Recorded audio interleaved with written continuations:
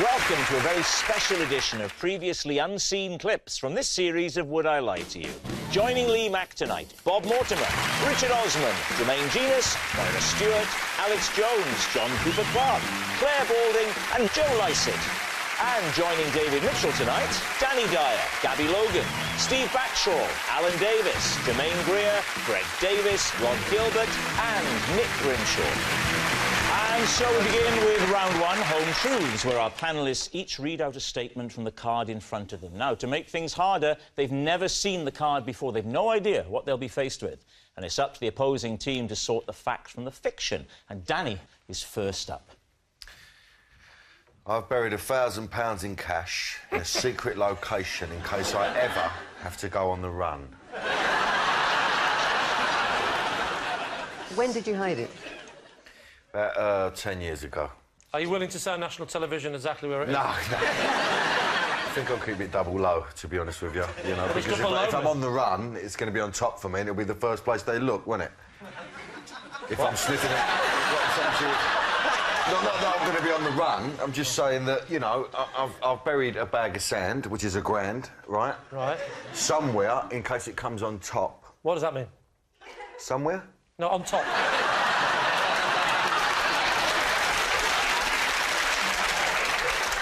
If something happens illegal. Oh, or... I thought you meant in case the money you haven't buried it deep enough and it will end up on top. It's double low, you muppet. He said that. Well, I don't know if I don't know what low means in his thing, I don't know what double low is. Well, you know it's twice as much. I don't know what the starting point is. How much is low? Well, low, you know, I mean, double low's proper on top, right?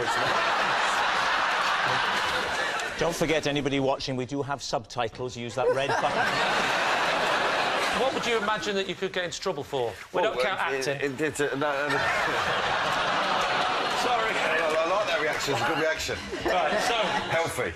So, what kind of thing could you get into trouble for? Well, numerous things, so, you know, you need to just have a little stash somewhere. Daddy, can I just check? Is this for crimes that... Not crimes. I'm not talking about crimes. I didn't say crimes. I didn't say crimes.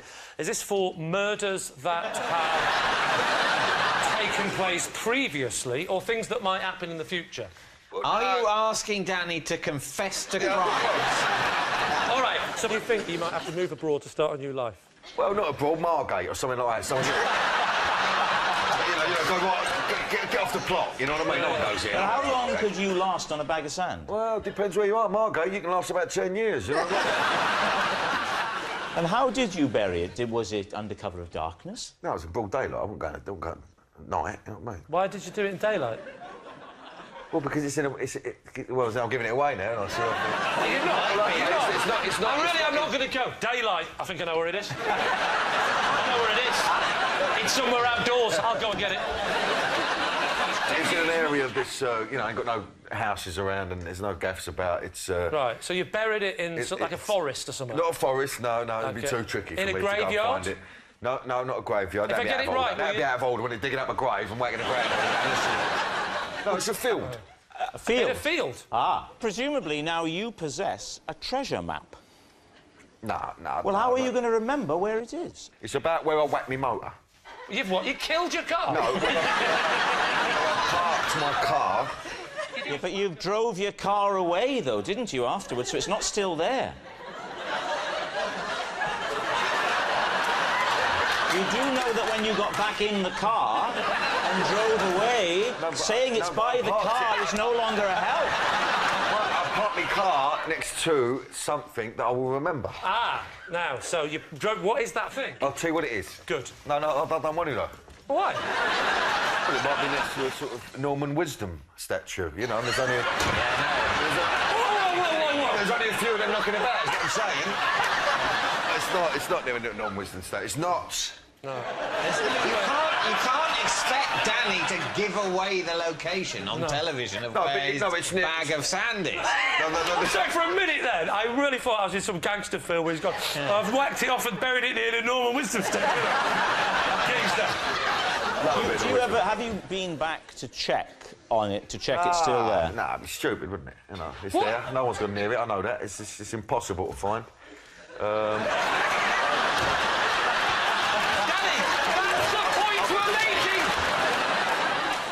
So what do you think, Lee? What do we think? Absolutely not. Really? No. I say it's a lie. Joe says A it's thousand lie. wouldn't have been enough. And I say it must be a lie. You're going to say lie. OK. Danny, truth or lie? It's a lie, innit? Come on. Claire, it's your turn. The first time I went to Germany, I knew only one German phrase. And bizarrely, an accident occurred which required me to use it. David's team. What was the phrase? Entschuldigen Sie bitte. Mein Vater ist in den Frisch gefallen. I don't speak German. Is that a phrase or is that just a random German sentence? Are you asking what does it mean? Yeah. I don't know if you like it. It means, excuse me please, my father has fallen in the river.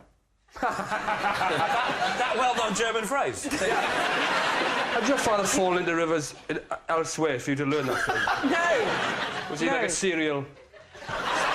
River, no. But why would you Finnish, learn actually. that phrase unless you had a habit of falling into rivers before you went to Germany? You thought, I better just check that out.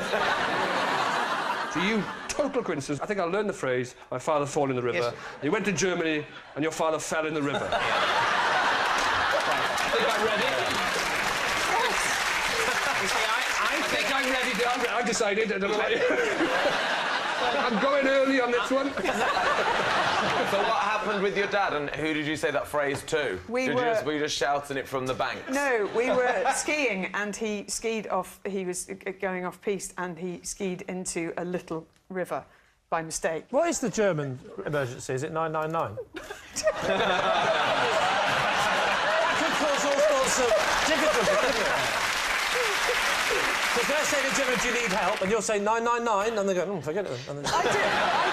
But when I you didn't dial say- 999, Lee, do you then say to them 999? No.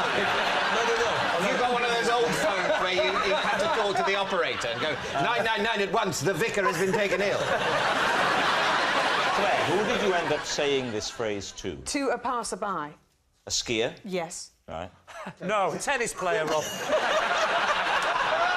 I flagged them down. You and flagged- said- Wow, she's going fast. So you spoke to this passing skier, who was just another holidaymaker, another skier. What happened? Well, luckily they were English. Ah. So I they had needn't no idea bother what you to- were saying. No, absolutely no idea. So you spoke to them, and then what happened? They helped me pull him out. Right. But then okay. all evening I was able to say that my father had fallen in the river in German. What are you thinking, Nick? Well, I think that you would have just initially said help if this was a true story. You wouldn't have been like, let me just remember this very weird German sentence. I'm not sure, but I find it hard to think ill of Claire Balding. I think she's telling the truth. Oh. No, if she's lying, it wouldn't reflect badly on her character if she was lying. It would. Even within the parameters of this game, I still don't think she would. So, what are you going to say? Lie. Lie for me. True. True, absolutely. I think lie. You're saying lie. OK, they're saying it's a lie.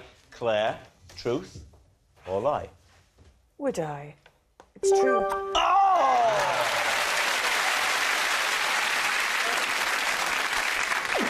It's David. I find it incredibly irritating when other people fiddle with my jigsaws. Lee's team. What was the last jigsaw you did? It was a picture of the city centre in Oxford. How many pieces was it? 1,000. 1,000. What's your jigsaw etiquette? My etiquette. Well, when I say etiquette, I mean if you're doing a big jigsaw, you have to do it on something so that it doesn't upset everybody else's life. So what do you do it on? My grandfather's coffin. Because we've all stopped hoping that he's ever going to come out. On a card table. On a card table? okay. You have a card table? That's nearly right. And you start with the outside. You do the whole perimeter. Yeah. Where do you go then? Then I go for recognisable objects in the scene. So which particular recognisable bits are you looking for then? Well, there's a building in the middle with a sort of dome and a spike. I'm an expert in architecture. So there was that thing, and there was several people wandering around, you know, like someone on a bicycle. Whoa. He's saying, you know, specific. You're looking for specific things. Yeah. A person can go anywhere in the jigsaw. No, Yes, they but- can't. They can only go where they go. I will say, You can't go. I put a person. I'm going to put him up there. when you do a jigsaw, Lee... Yeah. I don't, David, because I've got a life, but carry on. Yeah. No, fair enough. Yeah. I was going to say, do you use scissors? Because that's a... You know I'm not That's allowed. a rookie... So generally, a 1,000-piece jigsaw, you're coming back to it now and again, Yeah. work commitments permitting. How long does it take? Let's say 3 months. OK, 3 All right, months. let's say it. 3 months. 3 months. It's a 1,000-piece jigsaw, Yeah. 333 pieces a month. Excessive. So he's doing about 90 pieces a week. So he's doing about 15 pieces a day, right? 15 pieces a day is borderline, you need help. I don't need help, and I don't like it when people help. That's the point. So, Lee, what's it going to be? Alex? Well, if he was into jigsaws properly and you didn't want a fiddler, you put cling film on it. What? You're even weirder than me. Wouldn't the cling film sort of stick to the pieces, and then so when you pick the cling No. film up, it would sort of undo What you do, weeks right? and months of work? No. That's horrible, Because you isn't it? buy a massive tray, Yeah. you do it on the tray. Not only can you carry it around if you need to dust, but also the cling film wraps underneath. You've watched far too many features on the one show, haven't you? This week we're talking about tricks for jigsaws. You probably think it's just the four corners you have to know, but no, get your cling film ready, we'll tell you after this.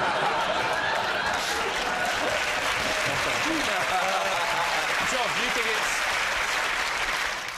Well, I can say, I think David's a contemplative type of person, you know, and jigsaw puzzles kind of allow you that loose space to be, to be a ruminative... It takes you to a ruminative place that you wouldn't otherwise enter in the normal run of events. But just to clarify, is it true or false? True. Go, true. OK. You're going to say true? OK. David, truth or lie? It is true. It's Bob. I have a possession. Ah, there's a box. Take the item out of the box. That's it. Pop it there and then read the card thus. This is the cushion that I used to carry my pet owl around on. I would have brought the owl, but he escaped last week. David's team, what do you think? What kind of an owl was it? Oh, yeah. Tawny. Yeah. Tawny's perch on branches. Yeah. So how did you get it to perch on a big, flat, soft cushion? Oh, Steve, it's so good to have you here. How did I? Is there a problem here, Steve? Here are the talon marks. I have a rare breeds farm near me, and they had to get rid of a tawny owl that was injured. It couldn't use its wings, and I shouldn't use the words, it couldn't use its bottom. For doing what? For poo-pooing. What did it use? So, as a trustee of the organisation, because it's just down the road from me, in Warehorn, I agreed that I would look after it. It actually had what you would call a colostomy bag. We wouldn't call it that. No, you would. We'd call it a colostomy bag. Have I said it? Yeah, we wouldn't have picked it up, but you did specifically say that's what we would have called it. And I thought I'd better address this because we really wouldn't. Steve, is an owl's colostomy bag called a colostomy bag? Yes, it is. You wouldn't really need it because the majority of kind of solid faecal matter with an owl comes out of its mouth. Yeah. No, we're dealing with a very sick owl. No, I'm sorry, I sound aggressive there, but I can say... Look, he's escaped looked out and I could see his little face. We were given a pipette with what was owl nourishment. So you had to feed it with a pipette? Yes. And how did it stand on the cushion if, as Steve says, it needs a perch? It was fine, just sort of I've clearly not made it clear. This is an incredibly sick bird. You can't judge it, by the normal tone. This is just a lump of meat and feathers. There's just hanging on in there. But the thing still escapes. Yes, it escapes. Actually, I suspect it was killed by my cats. Why did this owl sanctuary, when it has a sick owl, why didn't it look after the owl itself rather than give it to a local celebrity? Because I have the cushion and cats. I'm very closely associated with it. Sorry, my client would like a minute. You had clearly said to me you were going to nurse it back to health? No, that was never going to happen. It's palliative care. No, it's palliative care. Palliative care. It was palliative care for the owl. A hospice for the owl. For the owl. Right. And we had some decent times. Did he have a name, this owl? We called it... Did you? You called it... It's all right, you're upset, Bob, I can tell. If you need a minute, it's OK. But what did you call it? Sorry? What did you call it? What did we call the owl? Yeah. Well, we called him Mavis. Bob, what did you feed it with the pipette? It was described to me as owl nourishment. Everything. You just take bowls and put them in a liquidizer. Steve, I can't impress on you. The most you got out of it. It's just a lift and lid. It wasn't perched then, it was reclined on the cushion. That was its... That was its deathbed. Yeah. We'd have like a broomstick or something and just hold it. And what have you told the owl sanctuary? What have you told them? Because they must have been upset. No, I've told them he's passed away, yeah. And they said, well, that's fine. We knew Mavis was going to die soon. That's why we gave him or her to you, a comedian who lives locally, to keep on a cushion in the same room as some cats. My client would like to change his plea. This isn't sounding... You're a trustee, did you say, of this charity? Yes. It's the Rare Breeds Farm in Warehorn. Does family days. Sadly, I haven't got an owl at the moment. But... So, David, what are you thinking? Is this true? No, this isn't true. I think you made all that up. I just don't believe they would let him bring a dying, tawny owl home. No, I don't think so. I think we're saying it's a lie. I think you are. But and I think that's the Rare Breed Centre probably needs to look at its working practices if it happens to be true. But OK, Bob, truth or lie? I was telling a lie.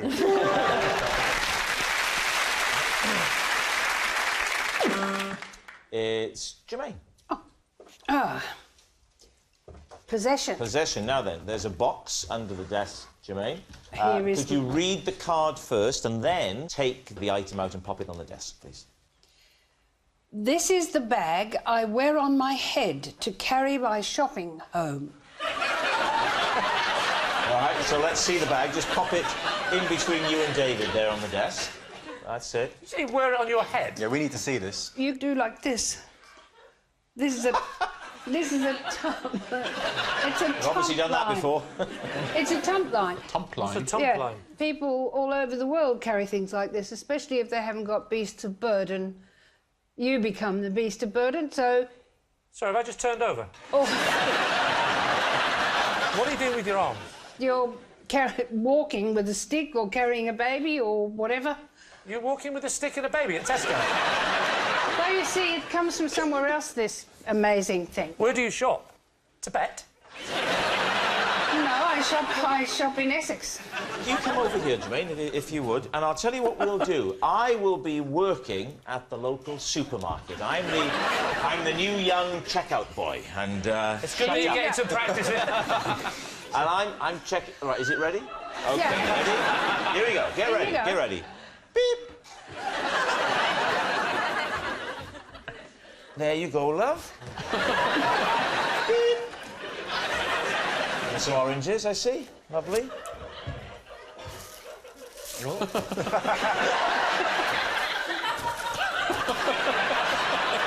How much bread?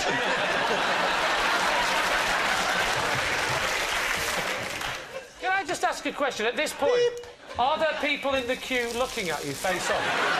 In the supermarket, so you got your trolley. Then you get to the checkout. Then you get to the checkout. Come on, hurry up. That's going to be too heavy, isn't it? No.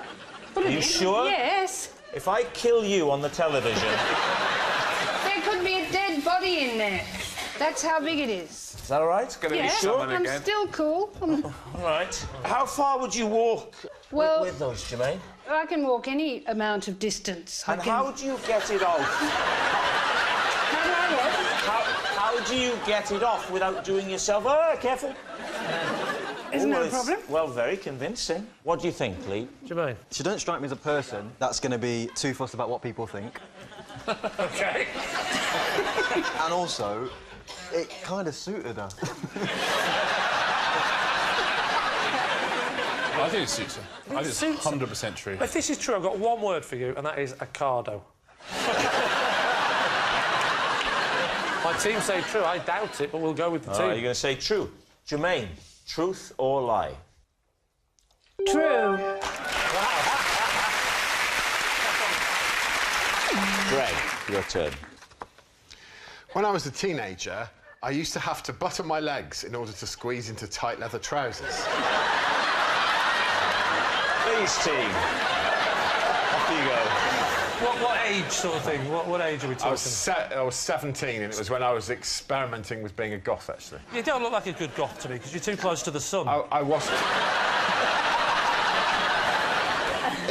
Isn't there an issue of rancidity in when the temperature of a room changes? Yeah. It's a very volatile substance.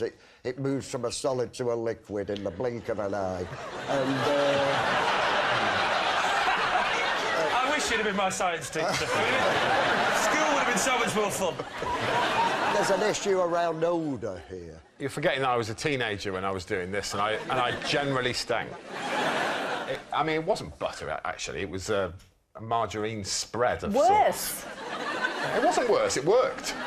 The reason I had to do it is because I'm ludicrously tall, and the only tight trousers around stopped sort of, you know, like half a foot below my knee, so it would look like I was wearing some sort of perverse lederhosen. So the only tight trousers that would fit me were sort of women's lycra leggings. How did you manage to hold the trousers to pull them up, now that your hands were very slippy with the marge? Well, I would put the marge on, and then, interesting thing, in Shropshire, running water. I would wash my hands. And who else knew about this? My sister was the only person who knew, and that's because she walked into my bedroom when I was applying the marge. And I was very keen to explain... That must have been one of the worst moments of her young life. So what do you think? What do we think, John? It's not playing out very well in the playground of my imagination.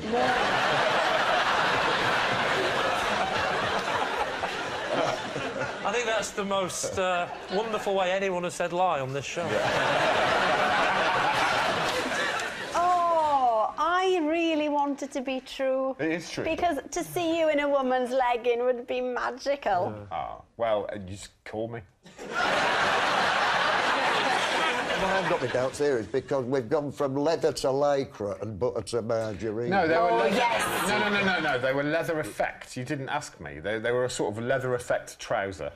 I can't believe it's not leather. Yeah.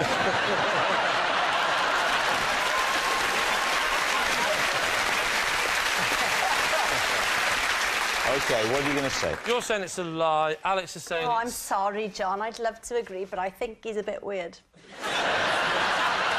Yeah, people do alternative things with groceries at that age, I think. Oh, my gosh, not that sort of thing. I've go with John and say it's a Safer. lie. Say it's a lie. Yeah. OK. Greg, truth or lie? It's a lie.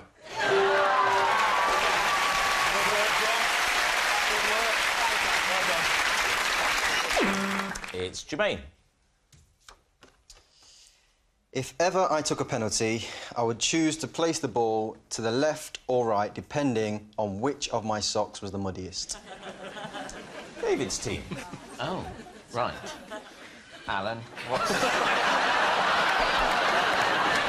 Well, footballers can be quite superstitious. How did you come to that system? It started when I was a kid. As you can imagine, those playing fields wasn't exactly Premier League pitches in those days. But every time I did it, I scored, so... What's your strike rate on penalties? 90%. And what's the average... how many penalties... What's the percentage of penalties that go in? Alan, you take the questions, mate. Come on. That was his football, didn't he? It's quite easy, this football pundit lot. Gary, you say it. I'd like to ask if, when your socks are very, very muddy, one foot is heavier than the other. No, if the mud's on your boot, then it would tend to be heavier, but not the sock. Is that something you're just interested to know? No, it would be nice to find a sensible reason for scoring with either foot. It's not the foot. No, let's be clear about it's this. It's always the Jermaine. same foot. It's all right, David, I've got it. Oh, I'm sorry. It's not different feet. It's different... Suddenly David's become Alan Hampson. I found something I knew. I understood. It's a different I understand. I understand. I didn't listen properly. I beg No, your and that's pardon. your problem. You don't listen. So what's you going to say, David? This sort of rings true. Did you play football as a... I know you don't Yeah, I play had it to now play- professionally, Yeah, I but... had to play a bit. At school? Yeah. I hated it completely, but I was usually sort of put vaguely in defence. Oh. So that I'd be sort of standing there coldly. Some of and the then bigger ball boys would go charging down they'd towards charge you. past me in the goal, then it goes back to the middle and you get a bit of respite.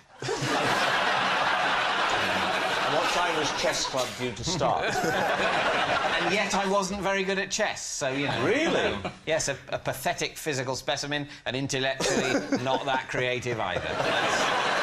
You know, but thanks to the way the media selects people for prominence, here I am!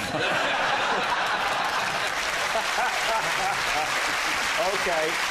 So what are you going to say? Has Jermaine Genus been telling the truth? What do you think, Jermaine? I think it is true. True? Alan? Yeah, let's say true. True. We're going to say true. You're going to say it's true. OK. Jermaine, truth or lie? It's a lie. Well, that's all we've time for on this special edition of Would I Lie to You. Thanks very much for watching. Good night.